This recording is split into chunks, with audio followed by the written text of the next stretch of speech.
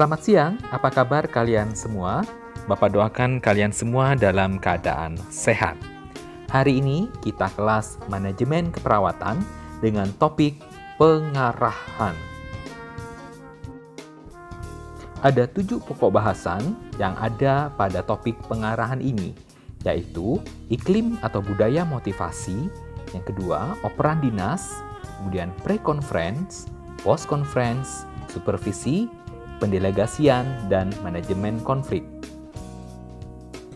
Mulai dari iklim atau budaya motivasi, operan dinas, pre-conference, post-conference, supervisi, dan pendelegasian akan kita bahas bersama pada pertemuan ini.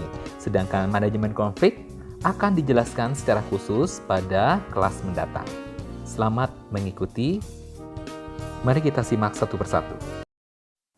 Baik, pertama kita akan lihat apakah yang dimaksud dengan pengarahan.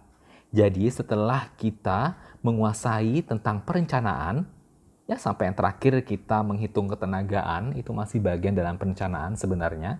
Sekarang kita masuk ke fungsi yang kedua dalam manajemen, yaitu pengarahan. Definisinya adalah fungsi manajemen dalam penerapan perencanaan berupa tindakan untuk mencapai tujuan organisasi yang telah ditetapkan. Dalam buku Kelliat dan Akemat 2014 disebutkan bahwa pengarahan ini diperlukan untuk memaksimalkan pelaksanaan pekerjaan oleh staf. Sehingga apa saja yang harus dilakukan oleh seorang manajer dalam meningkatkan atau memaksimalkan pelaksanaan pekerjaan oleh staf tadi, yaitu menciptakan iklim motivasi, mengelola waktu secara efisien, mendemonstrasikan keterampilan komunikasi yang terbaik, mengelola konflik, dan melaksanakan sistem pendelegasian dan supervisi. Nah, itulah yang akan kita bahas satu persatu. Teori ini menurut Marquez dan Houston. Nah, dari teori Marquez dan Houston inilah kemudian dikembangkan oleh Kelliat dan Akemat tahun 2014 dalam buku model praktek keperawatan profesionalnya yang dibagi menjadi iklim motivasi, kemudian yang untuk mengelola waktu secara efisien dan keterampilan komunikasi itu terdiri dari operan dinas atau operan antarsip, pre-conference, dan post-conference. Sedangkan pelaksanaan sistem pendelegasian dan supervisi juga akan kita bahas nanti. Mari kita lihat yang pertama, yaitu menciptakan iklim motivasi. Kita masuk ke definisinya terlebih dahulu. Motivasi adalah perilaku yang ditunjukkan oleh seseorang untuk memuaskan kebutuhannya yang bervariasi dan memiliki rentang yang sangat luas. Jadi kata kuncinya ini ada di memuaskan kebutuhannya. Ya, kita sebagai perawat manajer, ya, kepala ruang maupun Katim misalnya, itu berusaha untuk memuaskan seluruh staf atau perawat pelaksana yang ada di ruangan kita. Nah, ketika kita berusaha untuk itu, tentu akan menimbulkan tantangan, ya, atau stresor dalam diri kita. Sangat sulit kita untuk memuaskan banyak orang. Namun yang perlu kita lakukan adalah kita melakukan sesuatu sesuai dengan pribadi masing-masing staf. Oleh karena itu, kepala itu harus tahu tentang kepribadian stafnya masing-masing. Dan cara lain yang bisa dilakukan selain mengetahui kepribadian masing-masing adalah selalu memberikan motivasi, menciptakan iklim motivasi dalam suasana kerja di lingkungan kerja kita masing-masing. Caranya bagaimana menumbuhkan motivasi kepada seluruh pegawai atau staf? Yang pertama, memberikan harapan yang jelas kepada staf dan mengkomunikasikan harapan tersebut secara efektif. Harapan terkait dengan apa misalnya?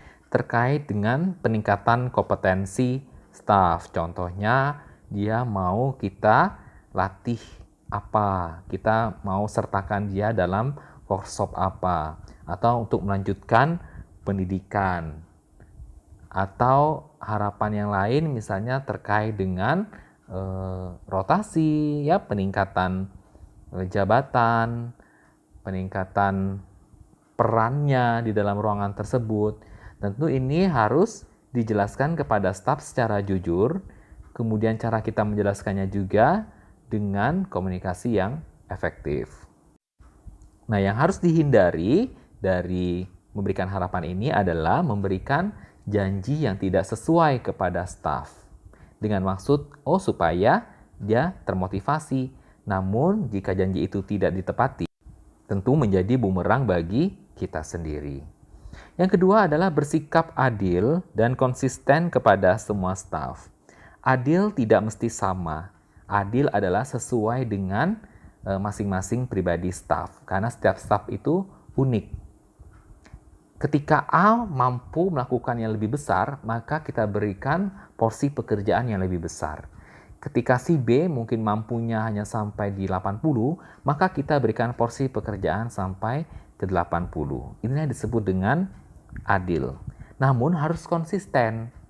Ya, ketika misalnya terkait dengan aturan penegakan kedisiplinan, maka ketika dengan si A juga sama peraturannya dengan si B. Si B juga sama dengan si C. Artinya seluruh staf yang ada di ruangan itu diperlakukan secara sama. Dalam hal misalnya penegakan disiplin, kepatuhannya dalam mengikuti SOP, kepatuhannya dalam mengikuti pedoman dan panduan yang ada di rumah sakit. Ketika seluruh staf melihat kepala ruangnya berlaku secara adil dan konsisten, contohnya seperti itu, maka akan menciptakan iklim motivasi di lingkungan kerja tersebut. Berbeda cerita jika kebalikannya justru terjadi. Akhirnya motivasi pegawainya juga akan turun. Yang ketiga, membuat keputusan yang bijaksana. Nah, ini juga sulit. Membuat keputusan secara bijaksana ketika dihadapkan pada suatu hal dilema, dua pilihan yang sulit. Kemampuan ini didapatkan tentu dari banyak pengalaman. Ketika kita menghadapi satu masalah atau kasus yang sama, kemudian kita ketemu lagi dengan masalah yang sama, tentu kita menjadi lebih mudah mengambil keputusan. Dibandingkan jika kita harus mengambil keputusan ketika kita belum punya pengalaman tentang hal tersebut. Ini akan menjadi semakin sulit. Oleh karena itu, belajarlah untuk mengambil keputusan. Caranya dengan bertanya dengan orang yang lebih tahu sebagai bahan pertimbangan. Ketika keputusan yang diambil itu salah, ya jangan berkecil hati, itu menjadi pembelajaran bagi kita. Berikutnya adalah mengembangkan konsep kerja kelompok. Ketika satu pekerjaan bisa diselesaikan lebih cepat, apalagi jika pekerjaan itu diselesaikan lebih berkelompok. Keuntungan lain adalah ketika secara berkelompok itu dilakukan, maka akan timbul memiliki yang lebih besar, tanggung jawab yang lebih besar, kemudian dikerjakan secara bersama-sama, itu menjadi lebih mudah. Dibandingkan dengan satu orang yang mengerjakan, wah jangan-jangan staf yang lain keberatan untuk melakukannya. Namun jika itu dikerjakan bersama, tentu itu sudah menjadi kesepakatan bersama yang pada akhirnya semuanya dengan sukarela melakukannya secara bersama-sama. Termotivasi melakukannya. Oke. Kemudian berikutnya mengintegrasikan kebutuhan dan keinginan staf dengan kebutuhan dan tujuan organisasi. Panduannya adalah ketika kebutuhan dan keinginan itu sejalan dengan tujuan organisasi, maka itu bisa dikabulkan, bisa dipenuhi. Namun jika tidak ada hubungannya dengan tujuan organisasi, mungkin jadi pertimbangannya lebih maksimal dan optimal lagi. Mengenali staf secara pribadi, wah ini penting terkait dengan keluarganya, kemudian bagaimana dia, kemudian anak-anaknya seperti apa, itu termasuk ranah-ranah pribadi sebenarnya yang harus diketahui. Oleh karena itu, hubungan sosial di luar hubungan profesional di tempat kerja juga baiknya terjalin di luar jam kerja hubungan sosial itu, supaya kita lebih mengenal secara pribadi dan membiarkan staf mengetahui bahwa pimpinan mengetahui keunikan dirinya. Ya, kita apa adanya menjadi diri sendiri masing-masing. Berikutnya, menghilangkan hambatan tugas yang dikerjakan staff. Ya tentu manajer menjadi orang yang bisa ditanya, bisa menjelaskan nanti kepada staff terkait dengan kesulitan-kesulitan yang dijumpai oleh staff. Nanti di akhir ada peran role model. Nah, ini artinya sebenarnya ada hubungan dan benang merahnya di sini. Memberikan tantangan kerja, challenge diberikan kepada semua staff agar dia mampu mengembangkan diri. Ketika dia mengembangkan diri, maka muncul motivasi di dalam lingkungan kerja tersebut. Melibatkan staff dalam pengambilan keputusan. Jadi, pemimpin itu tidak otoriter mutlak, ya. Namun juga perlu sifatnya demokratis. Karena kita melibatkan semua staf dalam pengambilan keputusan, maka bisa dipastikan bahwa semua staf itu mengetahui setiap alasan keputusan yang diambil. Kemudian yang ke-11, memberikan kesempatan pada staf untuk membuat penilaian sesering mungkin. Dimulai dari refleksi diri. Ini butuh kita refleksi diri. Oh, kemampuan apa yang saya lakukan ini? Bagaimana pekerjaan saya hari ini? Apa yang sudah saya capai? Apa kesulitannya? Bagaimana saya cara menyelesaikan masalah ketika saya menghadapi kesulitan itu? Ini kan namanya refleksi diri. Ya, luangkan waktu untuk melakukan itu. Kemudian beri penilaian kepada diri sendiri. Setelah itu baru kita melakukan penilaian kepada orang lain. Yang ke-12, menciptakan hubungan saling percaya dan tolong-menolong. Saya pikir ini sudah jelas. Memberi kesempatan kepada staf untuk mengontrol lingkungan kerjanya. Wah, bagaimana nih supaya lingkungan kerja kita enak? Mungkin ada yang punya ide ya terkait dengan pengaturan ruangan misalnya ya. Suhu juga itu sangat mempengaruhi ruangan. Mungkin ada ide bagaimana supaya ruangannya menjadi lebih nyaman, lebih rapi, indah. Menjadi role model bagi staf, seperti yang sudah Bapak jelaskan di awal tadi, dan memberikan reinforcement sesering mungkin, tentunya yang sifatnya positif, pujian, wah bagus sekali, terima kasih, tolong. Nah, kata-kata itu sebaiknya sering kita munculkan dalam lingkungan kerja kita. Ini akan menciptakan budaya motivasi. Yang kedua adalah operan dinas. Operan dinas adalah komunikasi dalam serah terima pekerjaan antara shift pagi, sore, dan malam, ya, operan. Operan dinas dari shift malam ke shift pagi dan dari shift pagi ke shift sore ini dipimpin oleh kepala ruang. Namun dari yang shift sore ke shift malam ini dipimpin oleh PJ shift. Jelas ya? Jadi ini aturan mainnya untuk operan dinas. Bagaimana cara melakukan operan dinas? Tentu ini sudah ada SOP masing-masing di rumah sakit kalian. Namun pada kesempatan ini Bapak akan menjelaskan pelaksanaan secara umum yang Bapak ambil referensinya dari beberapa buku dan artikel. Yaitu yang pertama, kepala ruang atau PJ shift membuka acara dengan salam. Selamat pagi, ya, assalamualaikum. Kemudian selamat siang jika yang dinas sore, atau selamat malam bagi yang dinas malam. Kemudian yang kedua, PJ shift menyampaikan operan dengan S-bar. Apa itu S-bar? S adalah situasi, B adalah background, latar belakang, A adalah assessment, dan R adalah rekomendasi. Nah, nanti ini seperti apa? Nanti ini menjadi tugas individu kalian di akhir. Kemudian yang ketiga, perawat shift berikutnya mengklarifikasi penjelasan yang sudah disampaikan. Mungkin pada saat penyampaian operan ada yang belum jelas atau masih ragu-ragu si penerima informasinya. Jadi dia mungkin ada yang perlu diklarifikasi. Ya, lakukan pada saat itu.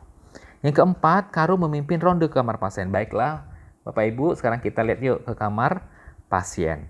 Nah, di kamar pasien kita hanya sifatnya mungkin memperkenalkan diri, namun tidak menjelaskan kondisi pasien secara spesifik di depan pasien. Jadi ya ini yang tadi ya, misalnya cukup seperti itu. Jadi ibu ini nanti, baik ibu nanti kami rencanakan ibu untuk ini. Jadi sudah ada perencanaannya nanti, ya sekalian disampaikan pada saat itu.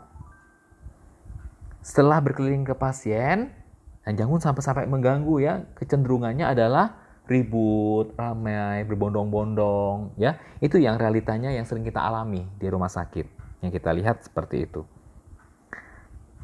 Yang kelima, Karu merangkum informasi operan dan memberi saran tindak lanjut.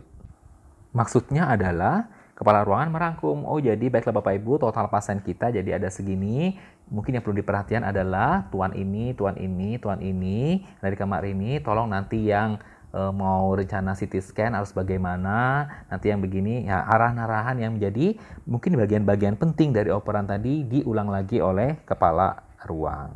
Yang terakhir, kepala ruang memimpin doa itu ya, bersama menutup acara, dan terakhir adalah bersalaman.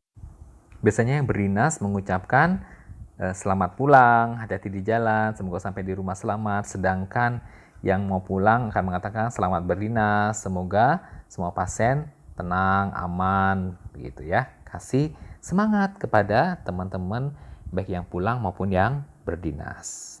Baik, itulah langkah-langkah kegiatan operan shift.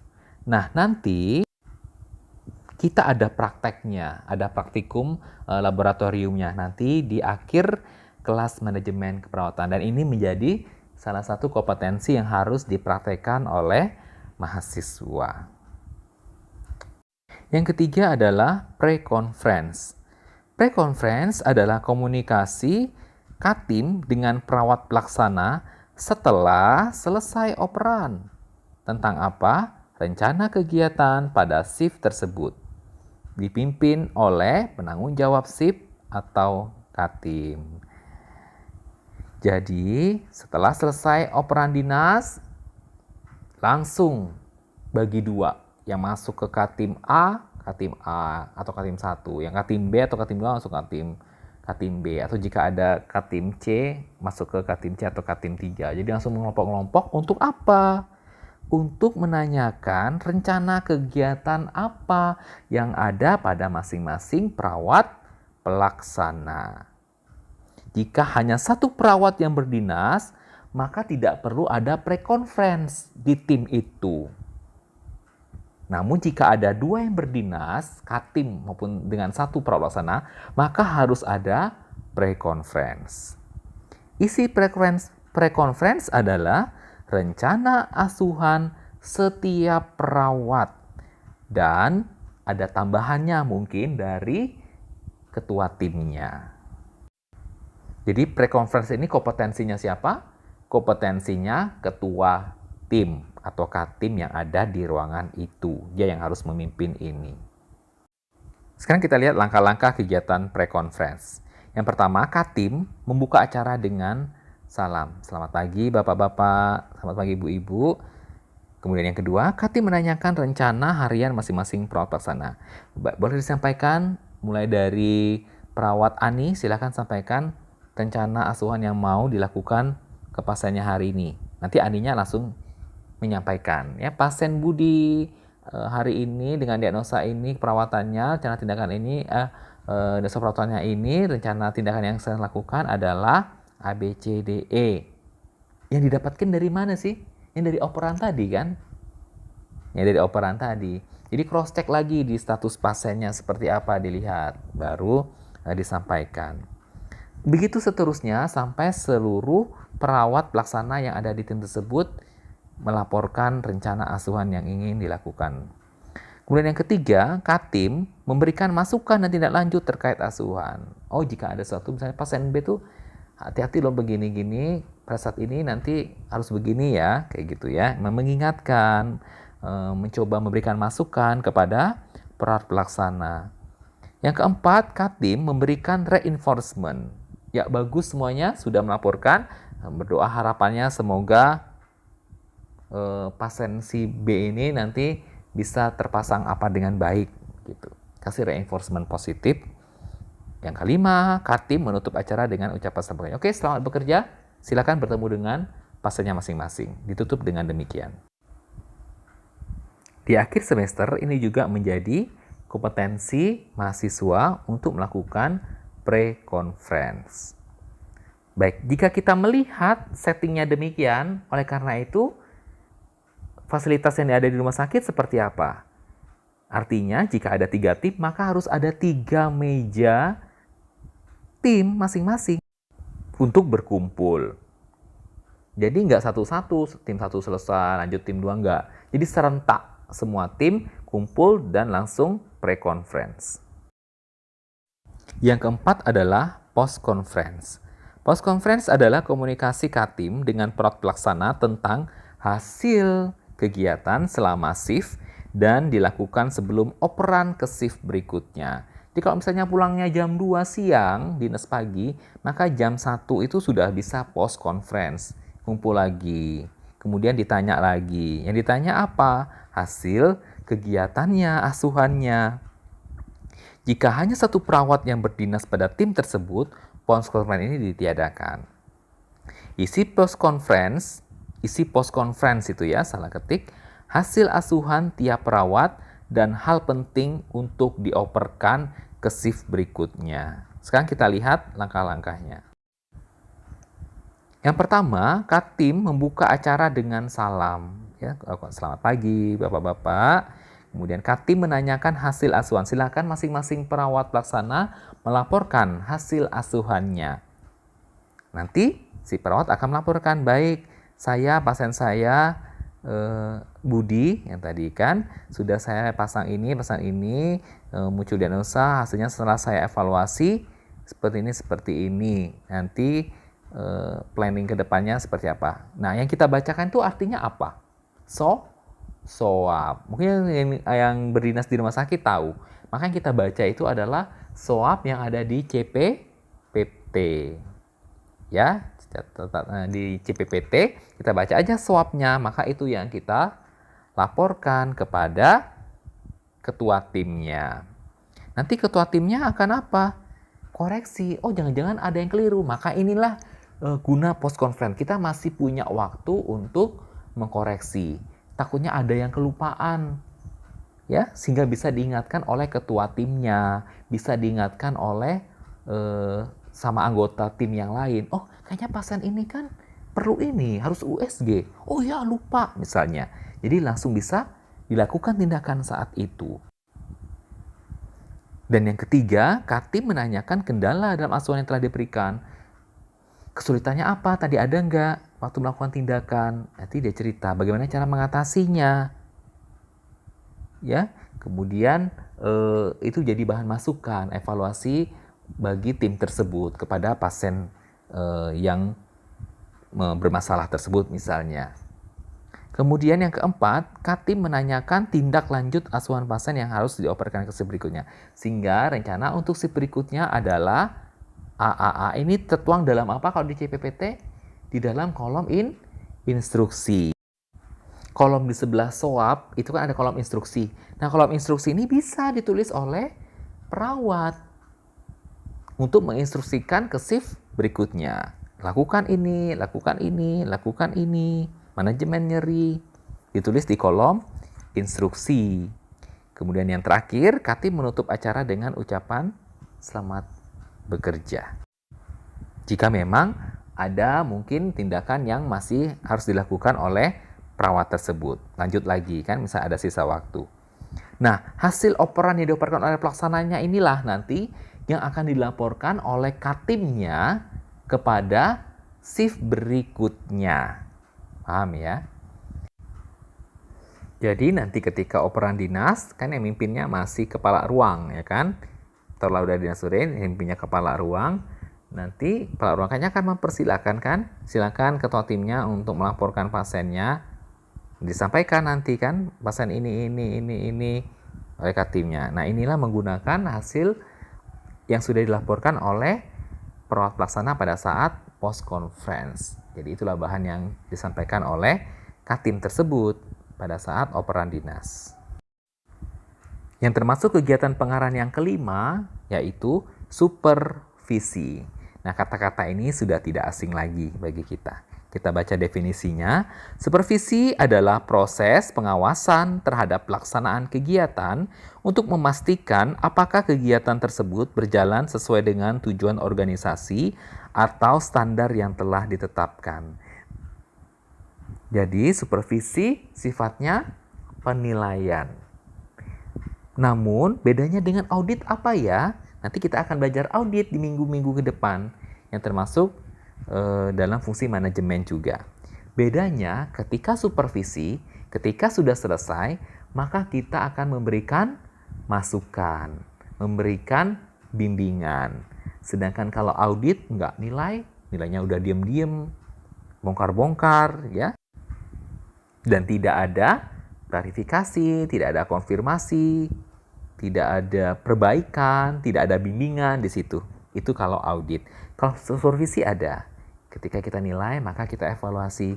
Baik, tadi sudah bagus, namun yang masih kurangnya tentang ini, nanti berikutnya begini, begini, begini. Saya contohkan. Sehingga dalam proses supervisi ini pasti ada apa? Proses diskusi dan bedside teaching. Nah, ini perbedaan dari audit. Baik, kita lihat bagaimana supervisi. Supervisi adalah mekanisme pengawasan yang berjenjang, di mana kepala bidang, kepala seksi, atau konsultan ini melakukan pengawasan terhadap kepala ruang, ketua tim, dan perawat pelaksana. Kalau kepala ruang, maka dia mensupervisi siapa? Ketua tim dan perawat pelaksana. Sedangkan ketua tim dia bisa mensupervisi siapa? Mensupervisi perawat pelaksana. Ini yang disebut dengan berjenjang. Yang disupervisi itu apa? Jika ketua tim ke perawat pelaksana, tentu yang disupervisi adalah terkait dengan asuhan, tindakan keperawatannya. Sedangkan kalau kepala ruang, dia bisa mensupervisi ketua timnya dalam dua hal, yaitu dalam hal manajerialnya dan dalam hal asuhannya. Sama, kepala bidang juga bisa mensupervisi dalam dua hal, kemampuan manajerial dan kemampuan asuhan atau klinisnya. Terkait dengan kegiatan-kegiatan kepala ruang apa saja. Contoh misalnya kemampuan dia dalam memimpin operan, itu disupervisi kan. Ketua tim, kemampuan dia memimpin pre dan post conference itu juga disupervisi, dinilai. Untuk topiknya silakan dilakukan secara berkala. Misalnya minggu ini saya akan manajerialnya saya ambil topik apa, sedangkan asuhannya saya mau terkait dengan diagnosis keperawatan apa, atau tindakan keperawatan apa yang mau dilihat. Minggu kedua apa, tentukan sendiri. Siapa yang menentukan? Ya, masing-masing menentukannya. Saya ingin mensupervisi apa. Tujuannya untuk peningkatan atau menjaga supaya kegiatan tersebut berjalan sesuai dengan tujuan organisasi dan standar yang telah ditetapkan. Kegiatan pengarahan yang keenam adalah pendelegasian. Pernahkah kalian misalnya ada kepala ruangannya mengikuti kegiatan di luar rumah sakit atau di luar klinik atau apa? Nah, nanti digantikan kan kepala ruangannya?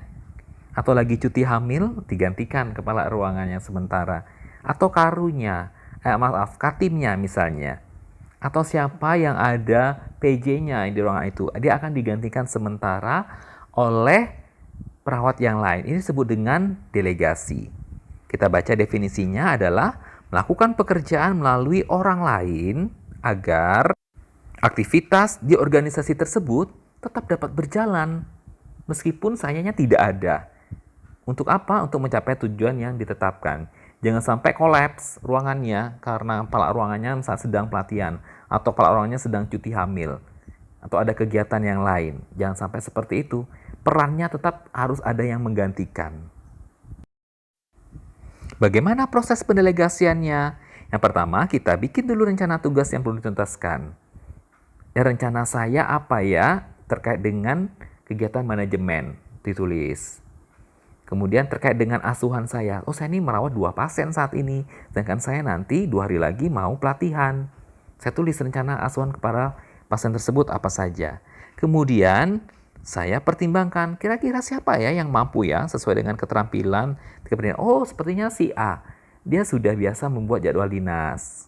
Dia sudah tahu melakukan tindakan perawatan ABC ini kepada pasien ini. Dia udah bisa. Kemudian yang kita pertimbangan lain apa yang kita lihat?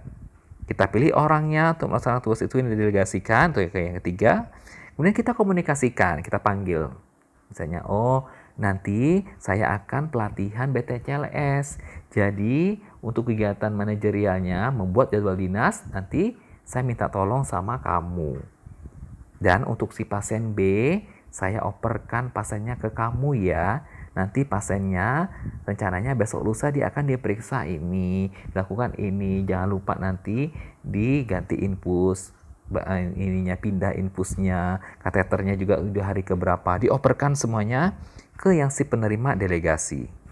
Sambil kita jelaskan yang kelima, kapan kegiatan itu harus selesai, sehingga kita bisa memonitor waktu dan penyelesaian tugasnya. Jangan lupa jadwal dinas itu kalau sebelum tanggal 20-30 harus sudah diserahin loh ke bidang misalnya. Yang kita ingatkan dia. Kemudian untuk yang si pasien ini jangan lupa paling lambat sore ini dia harus sudah diperiksa atau dilakukan tindakan perawatan apa.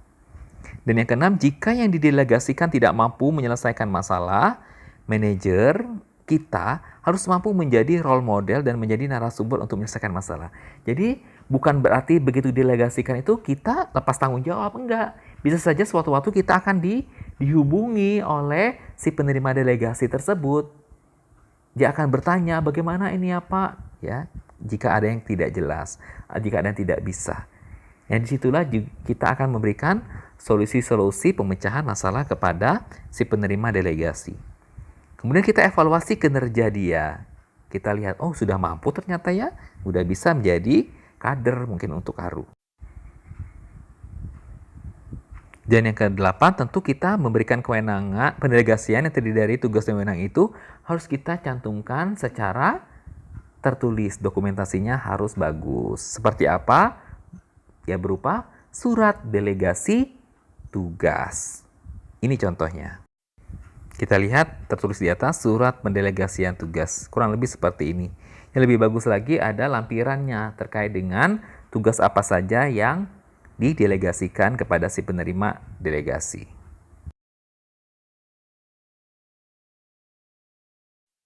Demikian kelas kita hari ini. Bapak harap apa yang sudah Bapak jelaskan bisa kalian pahami.